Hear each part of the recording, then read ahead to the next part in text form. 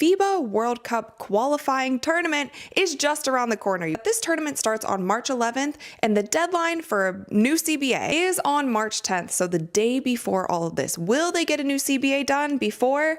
I'm not quite sure. The level of scrutiny surrounding Caitlin Clark's entry into professional basketball is without precedent.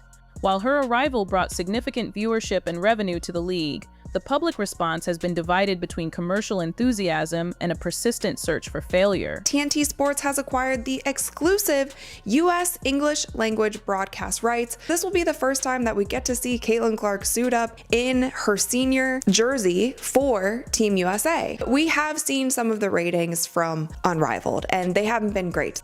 This transition is being treated as a high-stakes broadcast event where critics and analysts frequently debate the merits of her public image and professional conduct. The resulting pressure has turned a standard career progression into a heavily monitored national narrative. The early expectations framed Clark as a transformative figure capable of elevating the league's infrastructure, from private travel to attendance records. However, the media coverage quickly shifted toward questioning her fit within the existing culture. Several established figures have publicly emphasized the difficulty of the professional level, often framing their commentary as a necessary reality check. This has created a visible tension between a new generation of players and the veterans who established the league, a conflict frequently amplified by sports media outlets. The physicality of the game has become a focal point of national debate. Standard on-court incidents, such as hard screens and fouls, are now frequently elevated to lead stories on major networks. This coverage often focuses on whether Clark is being targeted, moving the conversation from basketball fundamentals to ethics and player treatment. This intense focus has occasionally complicated Clark's integration into the league, as veteran players who spent years building their careers in relative obscurity now face a media environment that prioritizes a single rookie's highlights over the broader roster. The financial impact of Clark's presence is a central factor in ongoing collective bargaining agreement negotiations. League officials point to record ratings to justify current operations, while players' union representatives consider how to translate the increased viewership into broader salary increases for all members.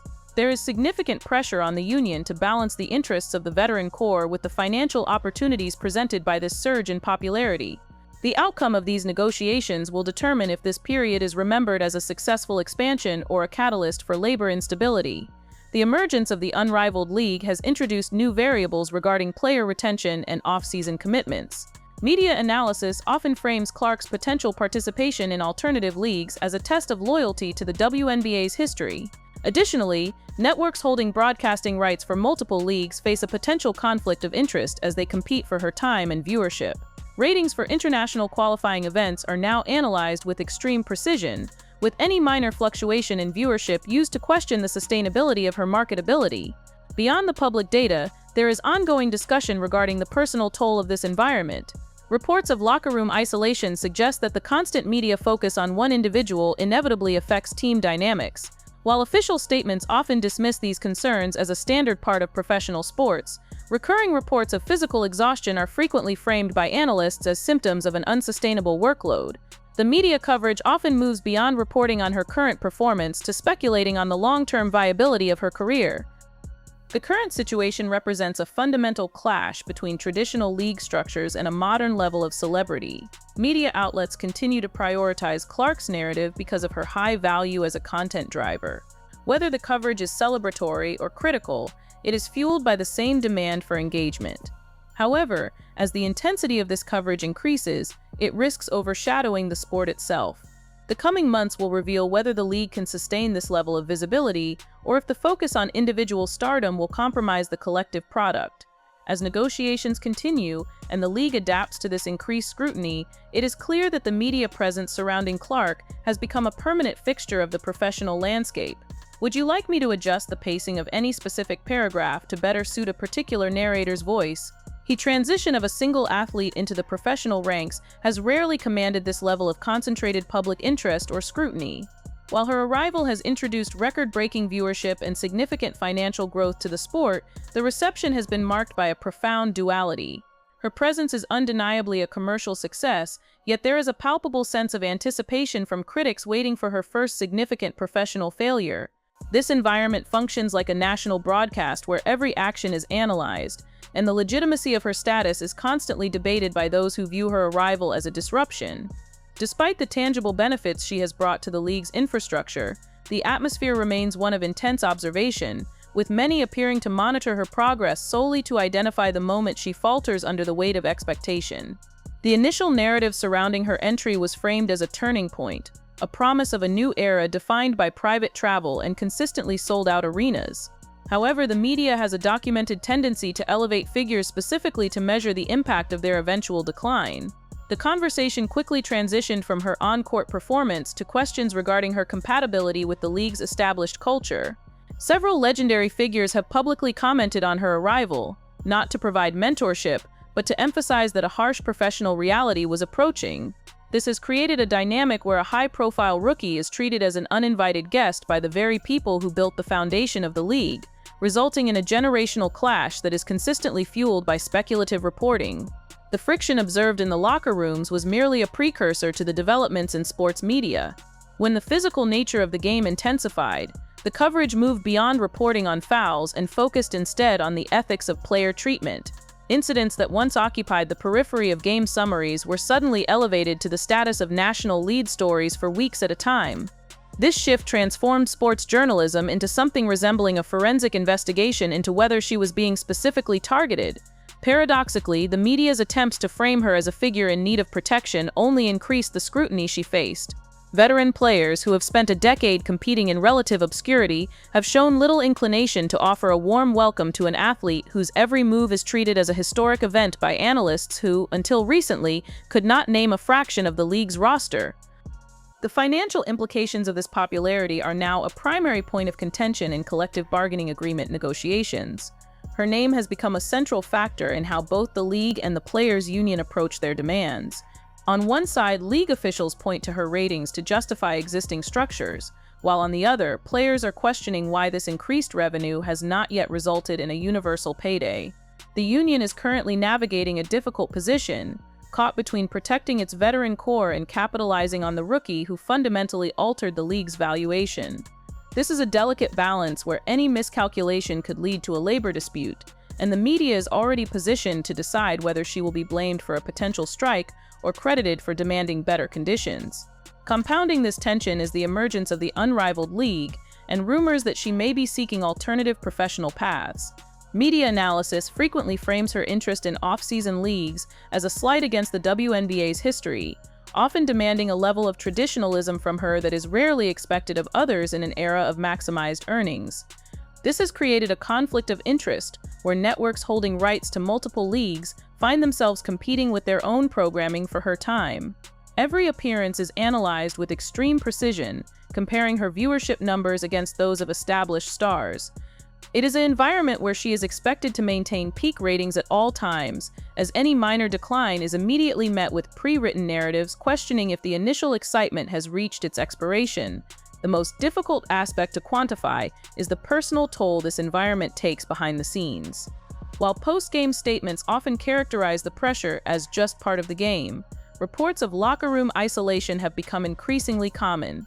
It is a significant professional burden to walk into a workplace knowing that every colleague is being questioned about your presence in every interview they conduct. This environment creates a vacuum of resentment that media outlets are often eager to exploit.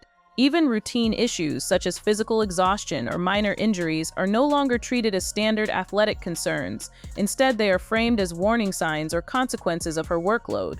The media is no longer just reporting on her career, it is attempting to predict its conclusion before it has fully matured. What is currently unfolding is a fundamental collision between an old-school league structure and a new-school level of celebrity for which few were prepared. The media maintains a constant focus on her because she represents the most valuable piece of content the league has seen in decades. Whether the coverage is celebratory or critical, every headline feeds off the same high-stakes energy. As the rhetoric intensifies, the conversation around the athlete runs the risk of drowning out the sport itself. The focus has shifted so heavily toward the drama of her transition that the actual game is becoming secondary to the narrative.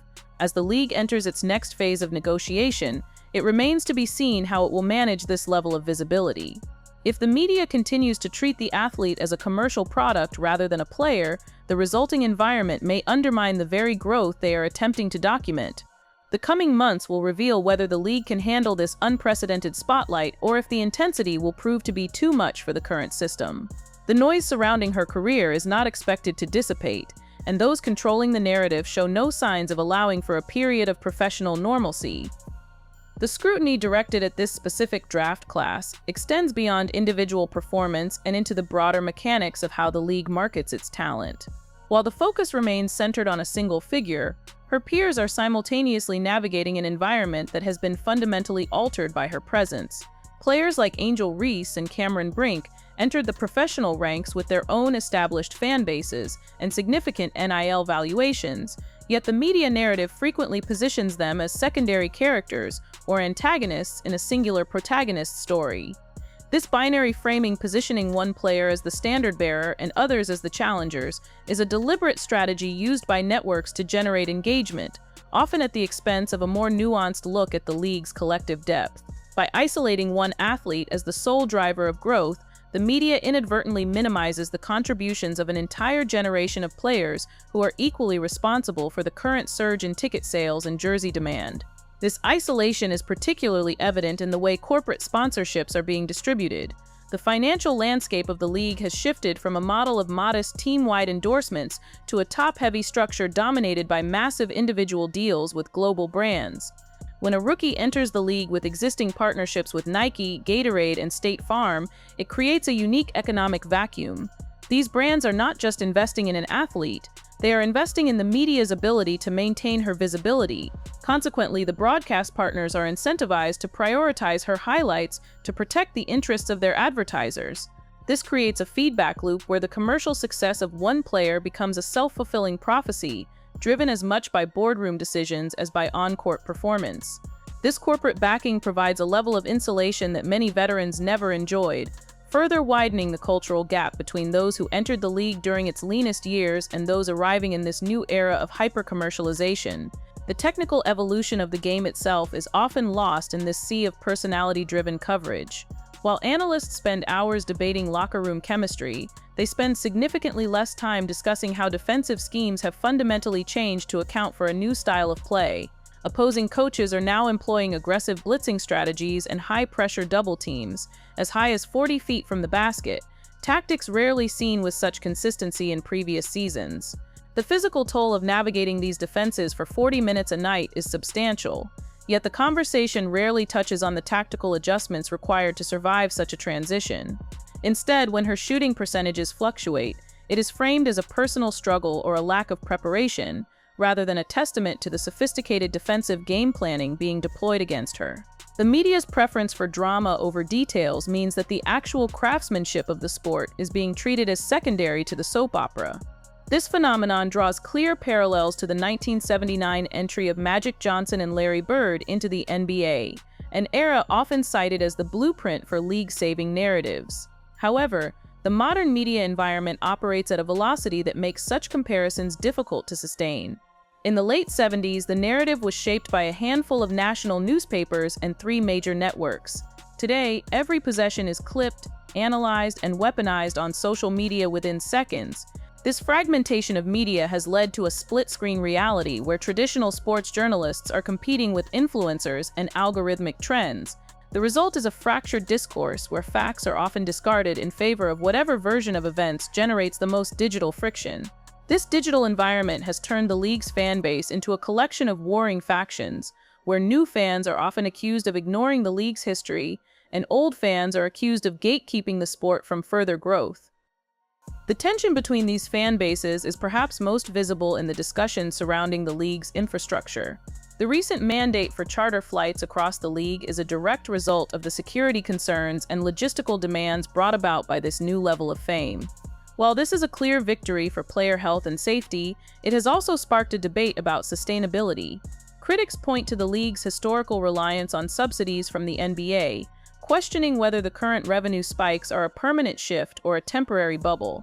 Economic analysts are watching the upcoming media rights negotiations with intense focus, as the valuation of the league is expected to triple or even quadruple based on current viewership trends.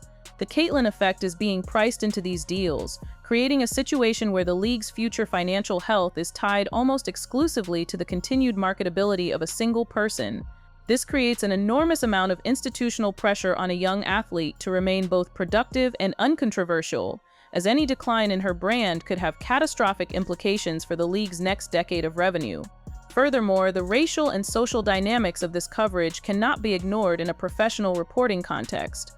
The WNBA has long been a space defined by its commitment to social justice and its identity as a league predominantly made up of Black women. The arrival of a white superstar who has become the face of the league has introduced a layer of complexity that the media is often ill-equipped to handle with the necessary nuance. Rather than engaging in meaningful discussions about how race influences marketability and media bias, many outlets have opted for inflammatory segments that pit players against one another based on demographic lines. This villainization of Black players who compete physically against the league's new star is a recurring theme that reflects older, more problematic tropes in sports journalism. It complicates the internal culture of the league, as players are forced to answer for narratives they did not create and do not support. As the season progresses, the narrative has shifted toward the wear and tear of the professional schedule. The WNBA season is a condensed, grueling sprint, and for a rookie coming straight from a deep run in the NCAA tournament, the lack of an off-season is a significant physical hurdle. We are seeing a pattern where every tired jump shot or slow defensive rotation is analyzed as a potential sign of burnout. Yet the media's demand for her presence at all-star events, international qualifiers, and promotional appearances remains relentless. There is a fundamental contradiction in the way she is covered. The media warns of her exhaustion in one segment while demanding she be the centerpiece of their next broadcast in the next. This highlights a broader issue in modern sports media, where the content is often valued more than the human being producing it. Looking ahead to the next few seasons, the question of longevity becomes paramount. The league is currently enjoying a honeymoon phase of growth, but the history of sports is littered with savior figures, whose impact leveled off once the novelty wore away. To avoid this, the league must find a way to pivot the conversation from a single individual to the strength of the collective. This requires a media apparatus that is willing to invest in the stories of all 12 teams, rather than just the one currently leading the highlights. The current trajectory suggests that the media is more interested in the event of her career than the evolution of the league. If this trend continues, the league risks a sharp correction in viewership if and when the spotlight eventually shifts. The internal politics of the players' union will also be a major factor in the coming months. There is an undercurrent of concern that the new revenue might be used to benefit the league's top-tier stars while leaving the minimum salary players in the same position they have been in for years.